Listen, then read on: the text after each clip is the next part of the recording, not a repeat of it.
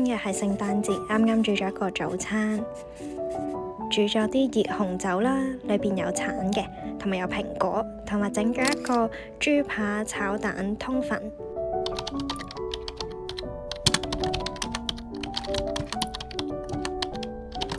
我哋住喺巴塞，係瑞士邊境，諗住跑去德國邊境，再去法國邊境，然後再翻返去巴塞嘅。我哋而家喺巴塞爾啊，今日聖誕節，但好多嘢開咯，啲鋪頭啊、啲商店、超市都開咯。早知尋日唔使喺法國嗰度買啦。我哋今日咧去跑步，本身諗住冇嘢做，所以諗住跑去德國咯。而家喺湖邊定河邊，覺得好靚啊！今日天氣超級好啊！我哋跑下，跑到差唔多去德國嘅邊境啦。然後呢度嘅廁所勁多 passport 嘅塗鴉咯。前面就係德國啦，係咪啊？應該要 check passport 咯。前面就係德國啦。我哋已經見到支德國旗喺度啦。另過嚟呢邊呢，仲有德國嘅標誌添啊！前面呢就係要 check passport 嘅位置。唔知使唔使 check？ 係咯，唔知使唔使 check？ 過去望下。跑咗過嚟呢度係幾個國家嘅交界。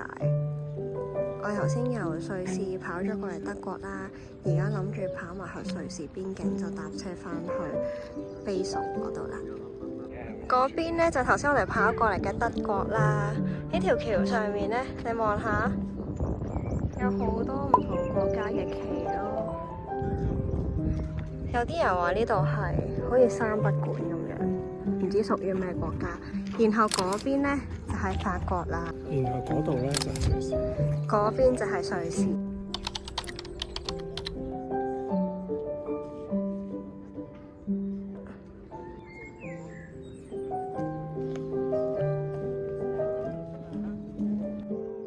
呢個就係頭先講嗰條橋啦，喺河畔隔離好靚啦。呢度仲有啲天鵝添啊，可以攤喺度，幾正！我想過去攤下先。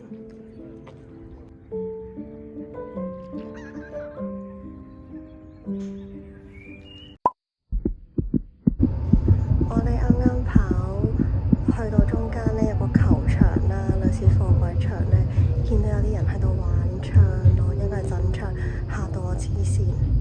之後不停咁跑，好彩啱啱上咗呢架火車。我哋而家返去巴塞嗰度，冇乜人，但係頭先我真係衝刺咁樣去跑咯，好誇張。我哋而家返到嚟卑索呢度啦，諗住咧透過跑咧周圍行下，因為都好凍啊！俾大家睇我着咗咩衫，我淨係着咗一件 hoodie 啦，而家戴翻頂帽，仲要綁咗好多件 heattech 喺個身度。今日係4度，其實好凍，所以咧跑下停落嚟望下，然後咧又要開始跑啦，唔可以成日都停落嚟咯。如果唔係就會好凍啊！呢個應該係巴塞嘅聖誕市集啦，但因為今日係25號，已經收晒。但上面咧有個好似蠟燭嘅嘢，好靚咁喎。呢個蠟燭咁嘅嘢，好似好靚咁樣咯。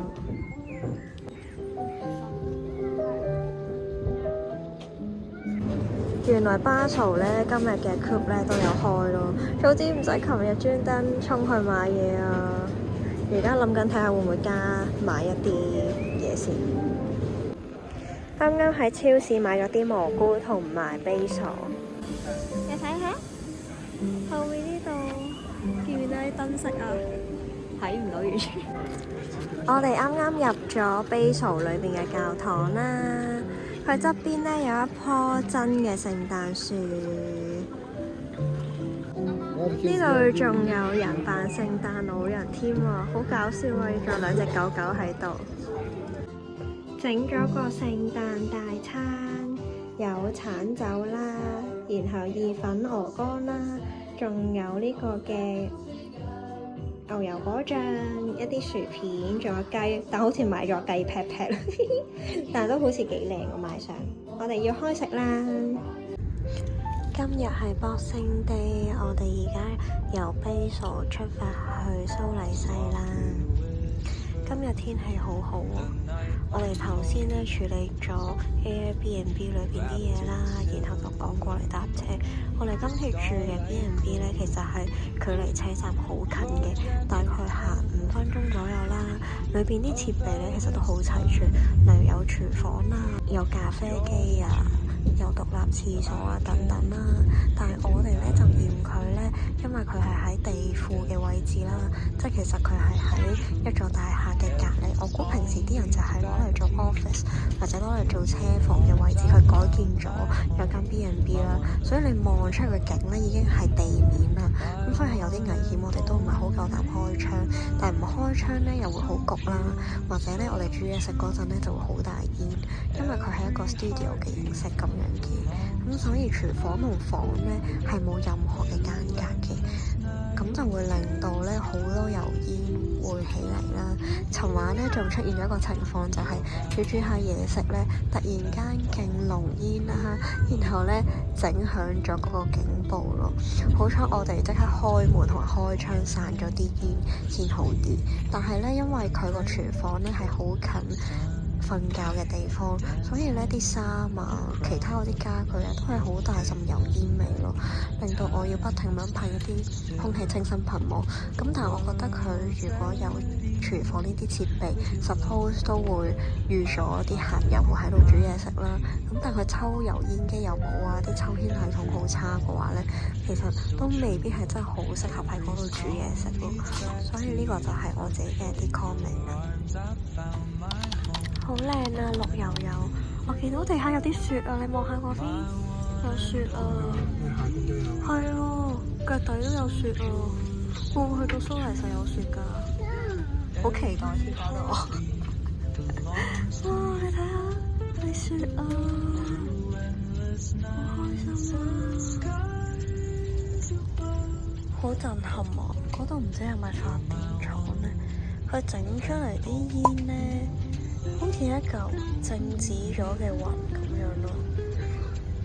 呢個位勁舒服咯，呢度咧有張台可以擺落嚟啦，又可以擺嘢啦，側邊咧仲可以叉電添，然後兩個位置咧都勁寬敞咯，係好舒服啊坐得。然後側邊仲有塊係好大嘅窗啦，咁就可以望出邊嘅風景啦。咁喺嗰邊有啲雪啊，頭先見到呢度有啲雪啦。雖然咧佢唔係落緊，但係咧望到啲雪都唔知點解覺得好開心。我哋轉眼間搭咗1個鐘車就嚟到咗蘇黎世啦，係我哋平時會見到嘅畫面咯。你睇下嗰邊啲建築好靚啊，超靚咯。然後今日個天氣都 OK， 我哋而家咧有6個鐘左右嘅時間啦，就會喺區內邊咧周圍行下嘅。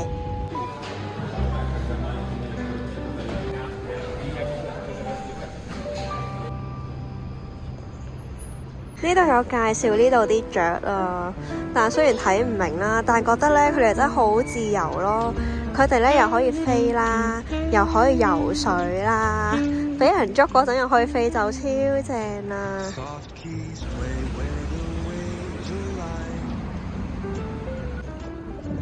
瑞士真係隨便影都好靚，尤其是係蘇黎世嘅古城啦，更加靚啊！好似開咗 filter 係啊，你望下呢啲好舊嘅感覺咧，真係我最中意嘅建築特色咯。上面咧，你見到有啲人喺度，我估呢個位就係最受歡迎去睇日落嘅位置。我哋諗住今日都會上去嘅。望到呢個景，覺得好靚啊！你再望下前面嗰條古橋，黐線勁靚咯，好靚啊！周圍都係一啲好 vintage 嘅建築啊，超級靚啊！今日係 Boxing Day 啦，我哋本身都預咗，其實好多商鋪都唔會開嘅，但係呢，見到街上面其實都有好多人嘅，有唔少嘅遊客啦，所以都係一個好好嘅機會嚟一個 city walk， 同埋周圍去睇下啲建築啊，影下相啊，咁樣啦。同埋因為蘇黎世本身啲建築都好靚嘅，所以都好值得花啲時間，就算冇商鋪開咧，都可以周圍行下。好靚啊！出邊應該就係湖邊或者河邊。今日咧人唔係好多，行上嚟好舒服咯，真係行兩步就好想停低影下相。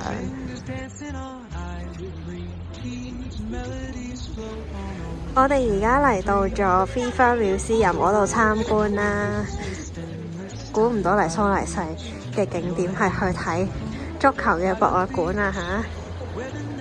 入到嚟咧就擺 locker 啦，佢每一個 locker 咧都有啲球員嘅名喺度嘅，咁就要擺低啲行裝啊，例如衫啊等等，咁佢會俾一個 token 你，咁你就可以揀一格，然後鎖起佢啦。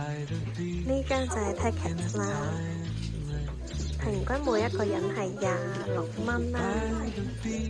佢每一個地方都有個代表啦，香港係呢個陳少琪，哎呀，唔阻住咗，係啦，呢個陳少琪見唔見到？好搞笑啊！呢度一入嚟咧就有啲 display 啦，例如呢度係曼城嘅一件波衫，有好多簽名啊。然後側邊咧就有啲熒幕啦，就 show 咗一啲球員喺度踢波嘅。然後呢個位置咧就有好多唔同嘅球衣，應該係唔同球隊嘅球衣咯，就 show 晒喺呢一個位置。呢度有好多唔同嘅球衣啦，我估係世界各地嘅球衣都 show 晒喺呢個 area 呢個圓形嗰度。大家睇下呢度有香港嘅球衣添啊！呢一件咧就係中國嘅香港嘅波衫，但係咧有個搞笑嘅，留意下個張上面寫咗啲咩，寫咗係香港兩字嘅。最新個版咧係啱啱咧做成嗰幾場國際賽咧，個章就換咗寫住中國香港 China Hong Kong。咁話説有個球員咧，佢啱啱咧打緊界咧攞咗冠軍嘅時候，着咗件風褸上台嘅時候咧，舊章嚟嘅，跟住即刻俾足總職員咧拍佢膊頭，我件新章要着翻呢件先啱，我哋係中國香港。即係呢個咧其實政治不正確嘅。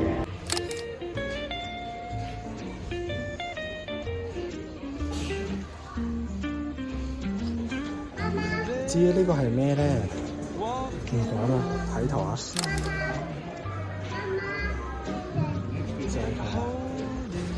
呢個咧就係講緊嚟緊世界盃係咩國家去舉行啦，就係簽名拍板嗰陣嘅一啲記錄嚟嘅。就係咧呢一個世界冠軍球會杯最後一屆嘅，即係未改制之前嘅冠軍啦，就係曼城啦。下屆開始就有32隊，喺25年嘅7月就會舉辦。沿途行樓梯落嚟咧，會見到有唔同地方國家對於足球嘅一啲名稱嘅樣啦。例如呢個就應該係香港足球嘅樣啦。我估任意球應該係日本，有唔同嘅文都 show 晒喺度咯，幾特別喎呢個設計。呢度咧係講緊唔同國家地方嘅世界排名啦。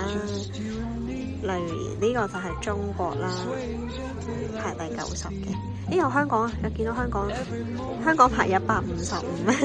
而家嘅教練係啊，佢有寫埋教練係邊一位咯，好有趣喎！亂咁撳都會見到唔同地方。哇！呢個係伊朗係咪啊？好勁喎！哇！呢個衫係西班牙。就可以睇到晒佢哋啲教練啊，同埋排名咁樣咯，好有趣啊！佢呢度呢，就係講緊每屆世界盃喺邊度舉辦啊，同埋一啲比較特別嘅嘢啦，例如波衫啊、波啊、一啲旗啊、一啲紀念品咁樣。呢一個呢，就係又係巴西，好似總括嚟講呢，見到比較多贏嘅國家呢，都係巴西。頭先有見到啦，而家有見到啦，就係當年嘅一啲古蹟咯，睇翻呢度咧係唔同時期嘅足球咯。你睇下呢個係軟腍腍，好似皮咁樣噶。然後呢一隻咧就好似以前讀書咧見到啲歷史書見到嘅足球啦。而家呢隻咧就係硬嘅，硬啲咯，即係啲足球唔同，同埋啲鞋都唔同咯。以前咧就係呢啲皮嘅鞋咯，都係有啲釘嘅。而家就全部啲 boot 咧都唔同咗啦，啲款。我自己係中意呢啲 vintage 啲嘅感覺，啲波都係我中意 vintage 啲嘅感覺。而家呢個咧就係要做一個講波佬，然後咧就會有場波要叫佢講，可以揀一場波嘅，準備啦！好啦，我哋嚟到呢一個咧嘅2010年嘅世界盃決賽，由荷蘭對住呢一個嘅西班牙嘅。好，見到呢一個波咧，我哋而家咧暫時咧有荷蘭咧發動呢一個攻勢啦，但係咧好可惜咧，未能夠咧係啦係去入到西班牙嘅龍門嘅時候，西班牙已經大舉反擊進攻啦。好，喺右路兩邊係咁推進，收之後恩尼斯特將呢個波咧踩後飛翻過嚟咧，飛翻過嚟呢一個咧西班牙嘅法蘭道托尼斯喺左邊屌兩料，直接走去中間。俾荷蘭嘅球員打個大快，比加斯攞到個波，跟住就傳俾恩尼斯特，有啦1-0。勁啊勁啊！喺呢一個世界盃嘅第116分鐘啦，就由呢一個嘅恩尼斯特為呢一個嘅西班牙打開呢一個紀錄。呢個球場係2014年世界盃決賽喺巴西嘅球場，真係好大啊！你想象下，如果你坐喺呢啲篤篤位，好細個人仔咁樣，你望落去會唔會望到呢？但係好宏偉咯，真係成個感覺。呢個可以揀一場去玩，佢可以跟住佢跳舞。喂，你完全唔 OK 啊！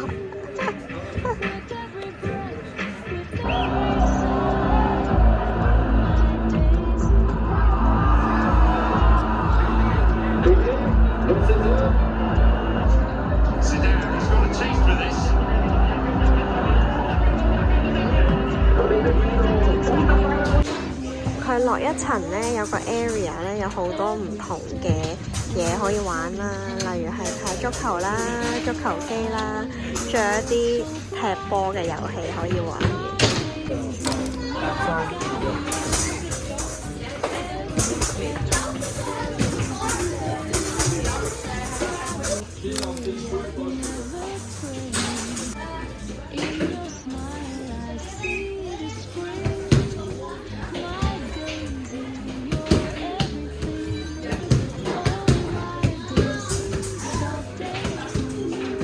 側邊右邊，呢度有得玩呢一啲細嘅迷你足球機啦。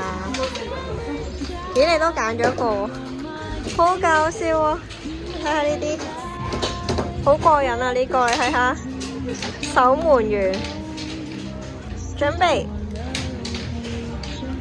哎，唔入，哎呀！勁多嘢玩咯！如果小朋友應該勁開心。你睇下呢度仲有桌球啦，然後呢嗰邊仲有足球啦，應該係真係打機嘅足球咯，好正喎！呢個係日本嘅大刺猬啊，好搞笑啊！佢呢度咧有6個 game 啦，首先你要 register 咗之後咧，然後逐個 game 玩，由1至5咁樣玩啦。玩完咧，佢哋就會儲夠5個波咧，就可以去 multi 波嗰度咧，先可以玩到。頭先我哋未 register， 所以咩都玩唔到咯，勁蠢，排咗勁耐隊。呢個係攞嚟踢一啲嘅障礙物咯，應該係當龍門咁樣踢，好搞笑啊！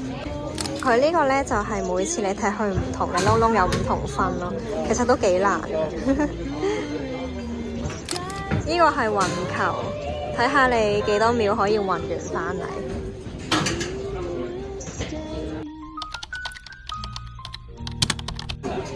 呢個好似彈珠台咁樣啊，不過應該係用足球去踢嘅，好好玩咁樣喎。我哋排緊隊玩呢個啦，我發覺呢個細路控球係控得幾好咯。好想佢有30萬。呢度仲有得打機咯，係 PS4 嘅 FIFA。PS1 嘅 FIFA。Crazy。佢有唔同版嘅 FIFA 可以玩咯。然後呢邊呢，就有得打機啦，真係大熒幕啦，真係好啱小朋友嚟玩啊！呢 Hello， 我哋而家係蘇黎世嘅，轉個圈先。哇，後面就係舊城區啦，呢度係電車，我哋而家準備去舊城區啦，有尖頂嗰度啊，一陣見。我哋臨上山頂去睇日落之前呢，哇！呢度啲裝飾好靚啊，仲有呢度全部都係燈呢，個感覺超靚咯。我哋而家準備上樓梯上去睇蘇黎世嘅全景啦。上到嚟呢個山啊，有啲人喺度捉緊國際象棋，然後我哋而家呢，就行去嗰邊啦，邊邊呢就可以呢望到蘇黎世嘅全景啦，好靚啊！而家係日落嘅時間啦，俾大家望下，哇！見唔見到有少少淡紫色嘅感覺啊？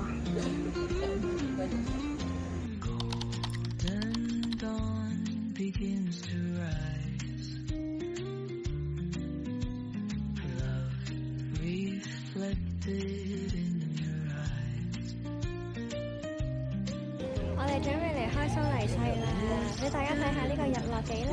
呢個係 Lindenhof， 一個市區山景，只需要行大概5分鐘，少啲5分鐘嘅樓梯就到啦，唔係好多樓梯，老人家都好識行。